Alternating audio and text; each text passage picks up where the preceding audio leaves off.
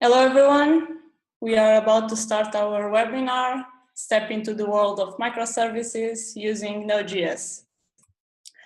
So today I'm going to talk, I'm Daniela, Matos Carvalho. I work at YLD, I do Node.js for quite a while, 2 years and a half. I do a lot of React also, and at YLD we also do some DevOps. And we are going to have also with us Daniel from Cloud 66, a really experienced developer from them. And we decided to join forces from YLD and Cloud 66 to create this webinar. So let's get it started. In the beginning, I'm going to give a brief introduction to microservices and what services are. Going to explain the example that we created. It's quite a analytics application structure, and how to test it with Node.js, and then I'll pass to Daniel, which are going to talk about how to develop it with Docker and how to deploy it using Cloud 66. So about services. Services are organized around domains. So you can have like services for logistics, service for billing, services for accounting, and many others. For instance, also you can think about the user, how are you going to handle the user preferences, and many others. So the idea of these services is that they are really easy to change, easy to replace, and this leads to create really autonomous teams that can work independently, and they can use really different programming languages if they want, different databases, and they can have really different environments depending on what fits best. If you are interested in microservices and how everything works and what are how to handle logs, how to handle errors, and so on, I would recommend taking a look at a book, Building Microservices from Sam Newman. It's quite good. So let's get it started with our example. The core idea is to create analytics. We have some clients that are sending messages to a Node.js server, and that server is going to publish this information of the events that it received. One example of an event could be the user clicking on a button, for instance, or creating or adding some information to a specific field. We might want to send this to our analytics application, and then the Node.js server is going to publish it to a message queue, and we can have multiple subscribers or consumers that are going to take a look at this information, and they can do several things with that information. For instance, they can save them to a database, they can communicate to external API, or they can decide other ways to handle them. One example of a message that we can send is this one. So we can have like the user ID or the information about the user and the event itself, in this case a button click, but we can have many other information, such as which browser the user is using, and so on and so forth. Basically the things that you can have in Google Analytics console. And basically this message is going to be sent to a post/analytics in our server, and the server is going to handle that message, and we have like a map inside our server that will understand if the message is a button click or a button hover. In this example, it will see, it will map that message to be an analytics.button key that is going to be published to the RabbitMQ queue, and the subscribers are going to consume it. So we have a RabbitMQ queue, but what is really a message queue and why do we need it?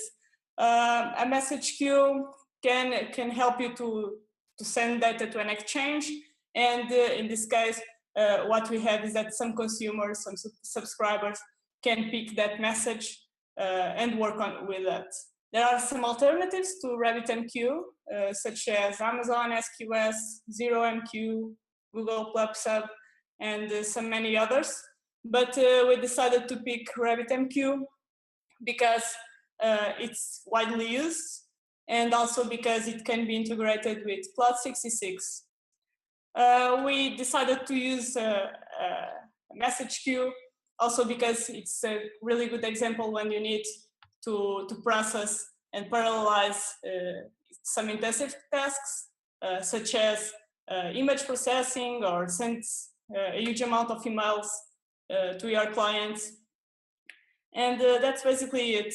There are some notes about RabbitMQ topics and keys. So where both the consumers and the producers need to be using the same topic, register using the same topic, and then the producer is going to send some cues that are going to be listened by the producers. So in this example, I have here some examples of keys that we can have in RabbitMQ. And in the first example, analytics.hash means that you can have 0 or more words after the hash. Analytics.start, you need to have exactly 1 word, and so on. So you can create all the examples you'll need. In our particular case, it's quite nice if we have analytics.image, analytics.button, and a more general one that can catch everything. And our subscribers can subscribe to multiple keys.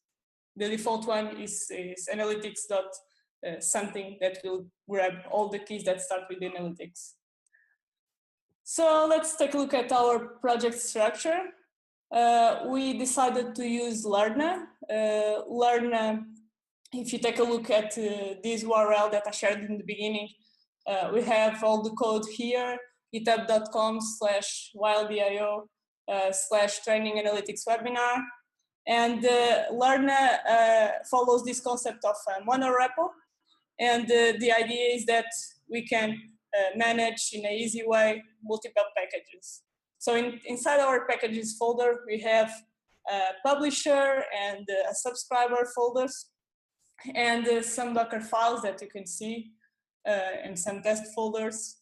And let's take a look at the structure of the publisher itself.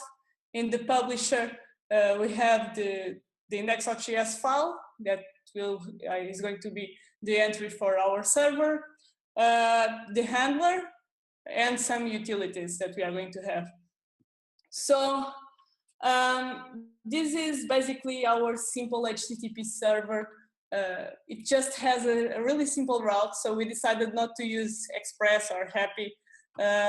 We just stick with a simple HTTP server, and we are just listening to this route /analytics when a post is sent. So this request, when it comes, the fields of the body are going to be parsed and validated, and then the handler is called. And the handler doesn't do that much for now. We don't need to handle a lot of work. We are just going to publish to the RabbitMQ. It basically takes a look at the map we talked in the beginning that has the maps for the keys, and find the key that we want to share and to publish into the RabbitMQ. So if it's a button, it's going to be analytics.button that is going to be sent. And we also have the code of the publisher itself. It's a singleton. It's the connection to create the connection to the RabbitMQ. And here we are basically creating an exchange for a specific topic that both consumers and producers can share. And after it, we are publishing on line 31 this specific message that we are going to send, for instance, because the user clicked on a button. The subscriber code is more or less similar, so it's listening to the same topic. it is on line 26 to 29. You can see that it could subscribe to several keys, and then from line 31 to 34, it is handling the messages that are going to be received. There's also this two flags here, durable and no hack, that are quite interesting in RabbitMQ. So durable means that if you have durable true, messages are not going to be lost. So if you want the messages not to be lost when something crashes, for instance, a consumer crash, you can change this to true. And no hack means no acknowledgement. And if we have it set to true, we are not going to send an acknowledgement if we receive a message. So it will be a bit faster, but in our case, it's just an analytics app. So if one message is lost, may not be a problem. Yeah, our example itself, we talked a bit about our example, and now I have some information about how to start it. And here you can see on the left side that I'm starting the RabbitMQ server. In the middle left, you can see that I'm starting the publisher, and in the bottom left, I'm curling the publisher to send a message of a button click. On the right side, I have 3 subscribers, and these 3 subscribers, the first one is listening to every analytics message. The middle one, just to analytics.banana.something, and the bottom one to analytics.image. So in this case, only the first subscriber received that message. In the second example, we have a different type of event. It's an image hover. So on the right side, you can see that both the top right and the bottom right received this message because they were subscribing to images or to all the events. About testing. So we used Istanbul here. Istanbul is really nice to create HTML reports for your code. It's nice to have an overview of your unit tests. We also used Lab. It's a test runner created by the Happy.js community. And in this case, we also have a semi-standard validation. We don't need it at all. We could remove the semi-standard validation to another script, to, for instance, a linting script, and do npm lint. But for now, to keep it simple, and for this example, we added it here, and we are running basically our tests to the test folder. So this is an example of the output that the HTML output that is created by the reports. So you can see that we don't have 100% coverage, for instance, for the analytics handler file. And we can also take a look at the code itself and understand why. So if I open it, you can see on line 8 and 14 that we are not testing those callbacks when there is an error. And if you take a look at the code itself of the test, you can see that we are using Lab, the test runner, and code, which is an assertion library, similar to Chai.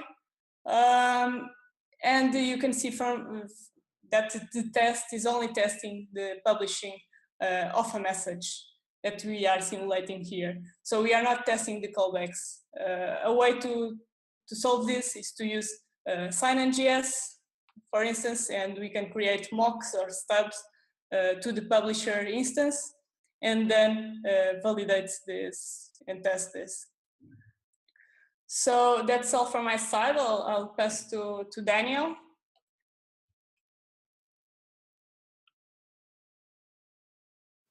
Yeah, hi. So I'm gonna switch the screens. I'll hold the slide before then I can just switch my screens and I'll start my presentation. Let me just change the screens now.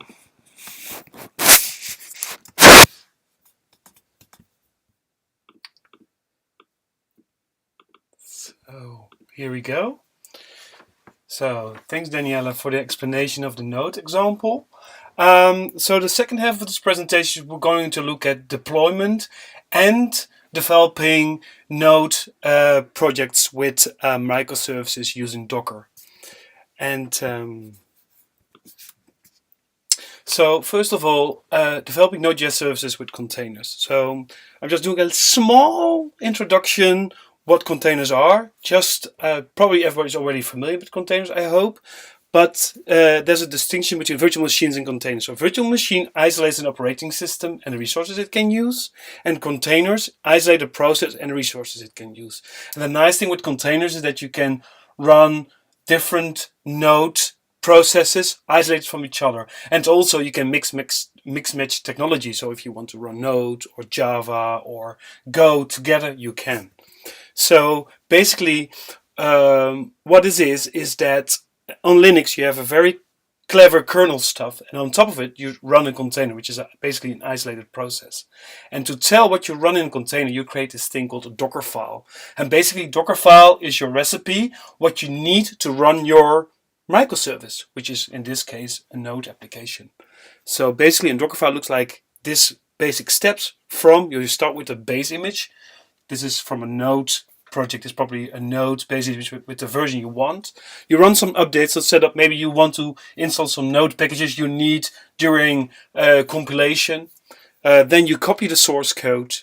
Then you run maybe an npm build. Maybe you have to pre-compile some assets. You do some cleanup, and of course you specify how to run this container. So developing Node.js services with containers. So we're already saying containers isolate the process, and containers give you an isolated development, test, and production environment, which is quite nice. So on your development box, you can just spin the whole system, not only in one microservice, but also your database, or maybe you wrote a service in Go which has to work with Node. You can. So basically, you can spin up the whole microservice architecture on your local box before you send it to testing or production environment. So you can also do like integration tests on your local machine. And Docker Compose is basically a tool to create compositions of your service and backends, so you can mix technology. And Docker Compose is something which is really handy to do some Node microservice development on your local machine. So if you look at the source code, I already put in the URL in the live chat. So we have a live chat next to the live stream. So if you have any questions, just pop in your questions, and in about 10 minutes when we end this presentation, we'll answer those questions. So if you look at the source code, in the root directory of the GitHub, of the Git repo, you find the Docker Compose. And basically you see the different services Daniela created. So you have the publisher, the subscriber, and the RabbitMQ.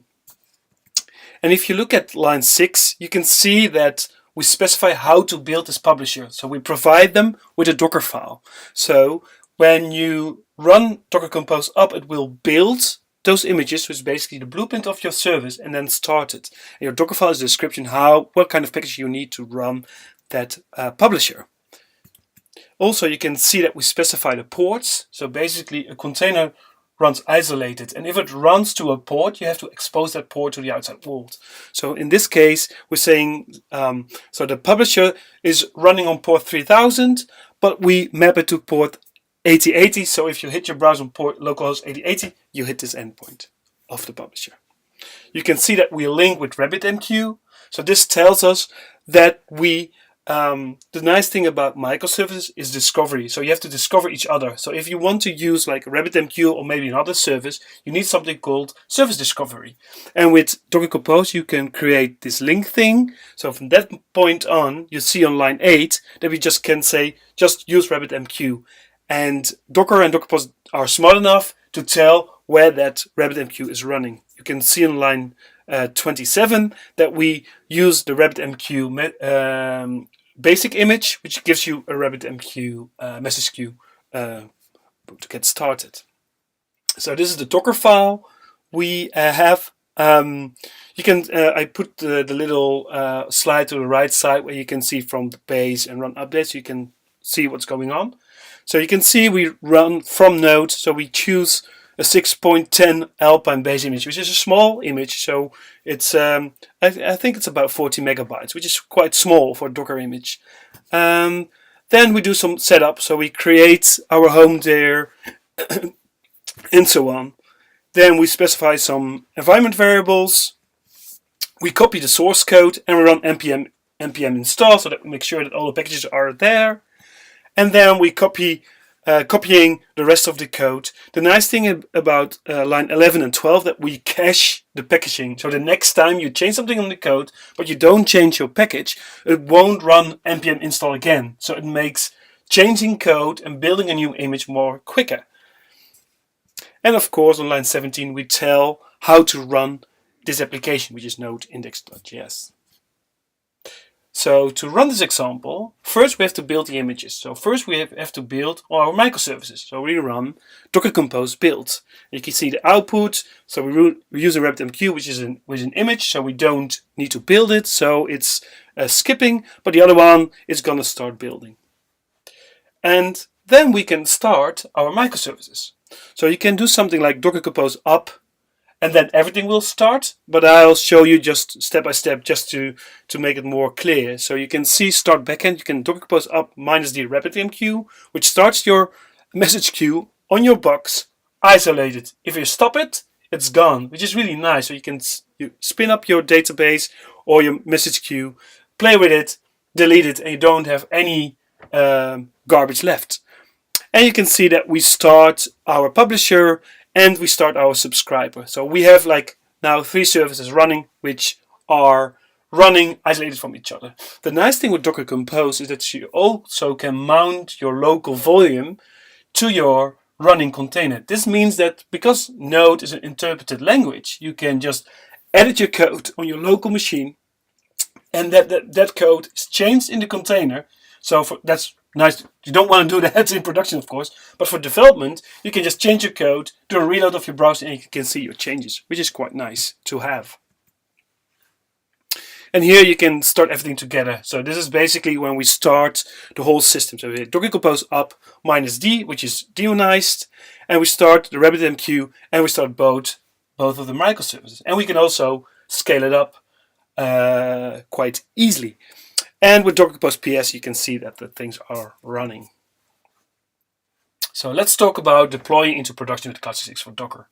So basically, what we do is normally you are, have an ID, you translate that ID into code, and you want to deploy it as fast as you can because you need some feedback from your customers and then iterate about that about your ID. But the whole thing about build, deploy, run, maintain, and scale your application, that's quite hard, especially when you don't have operations people. So Cloud66 will simplify the DevOps. So we take care of all that heavy lifting there. So in this in the Git repo, you can find this service YAML file, which is basically it looks like Docker Compose, but this is for production-ready deployment. So service YAML is our description of services you can deploy with Cloud66. So you can see here, you can see the publisher, the scribes, the Git repo, the ports, the Docker file. And the nice thing, when you deploy this application, we will build your image and deploy it on any cloud or bring in your own server. And if you make some changes of the code, you can have like a webhook that tells, okay, the code is changed, let's rebuild it and deploy it again.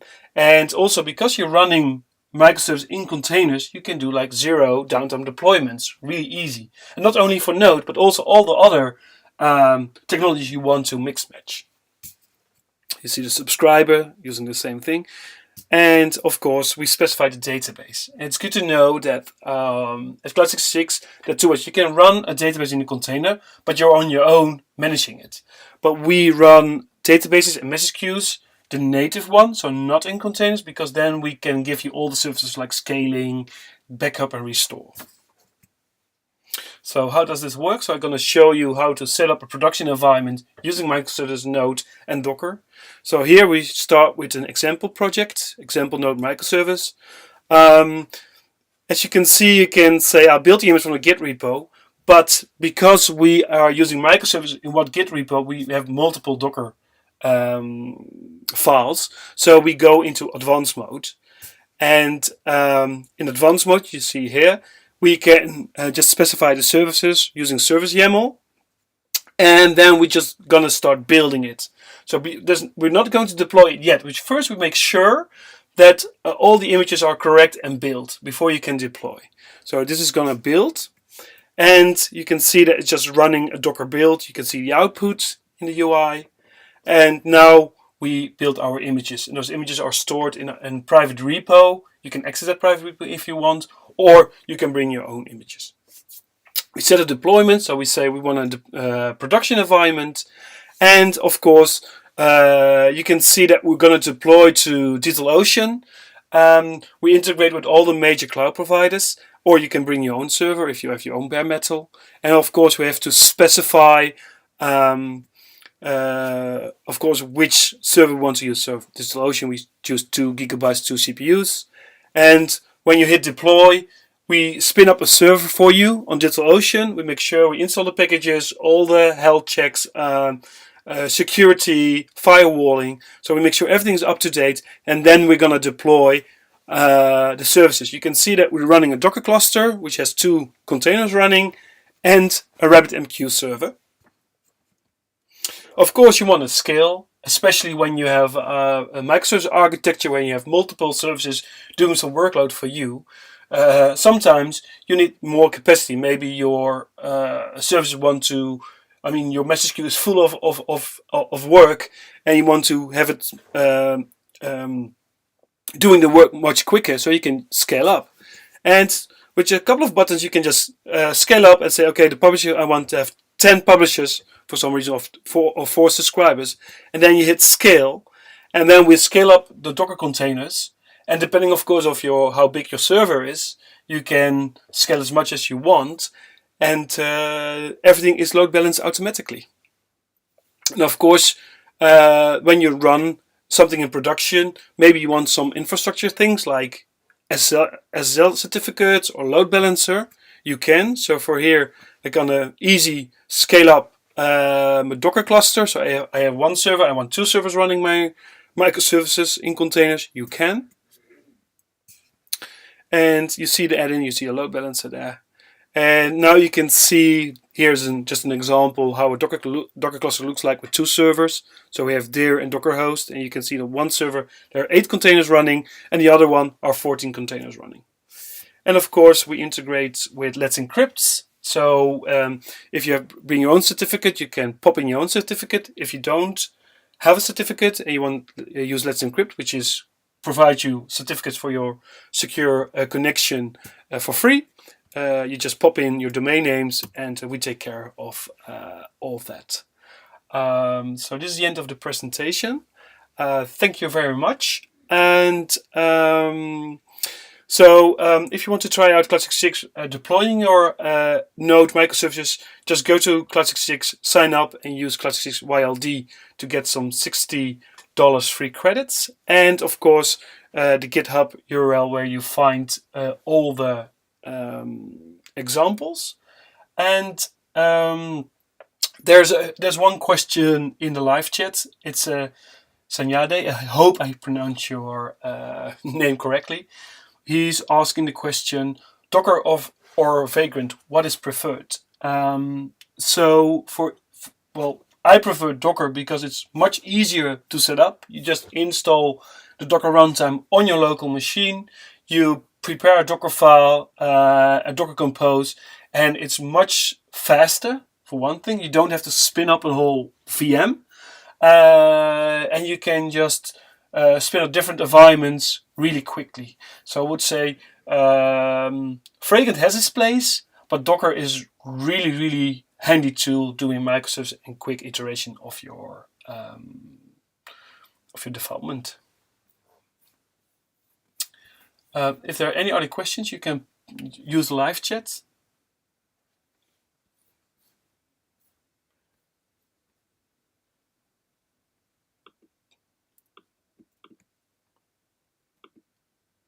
Okay, there's another question. There's a question from Radical. Can you change the load balancing mechanism of Cloud66, like like using different load balancers rules? Yes, you can. Basically, what we do is that we, depending on your cloud provider. So if you deploying on Amazon, we using Elastic Load Balancer. But if you deploying on your own cloud, then we just spin up a small instance using hproxy, and you can change the load balancing mechanisms in what we call the manifest file. So we don't, the standard way is round robin, but you can also do sticky. And the nice thing is that our load balancers are smart enough when you have, like, for instance, version A of the service running and you want to start version B. We spin up version B of your service, wait till it's healthy, and then we switch the traffic automatically, so you get zero downtime deployment. Sanyade is asking, is there a slide or documentation that explains more in depth? So, well, I'm going to write a blog post about this webinar the next week. I will send the link to the meetup pages. So if you are signed up there, you can find a link to the blog post where you can find the YouTube video, but also some links to some interesting content explaining microservices,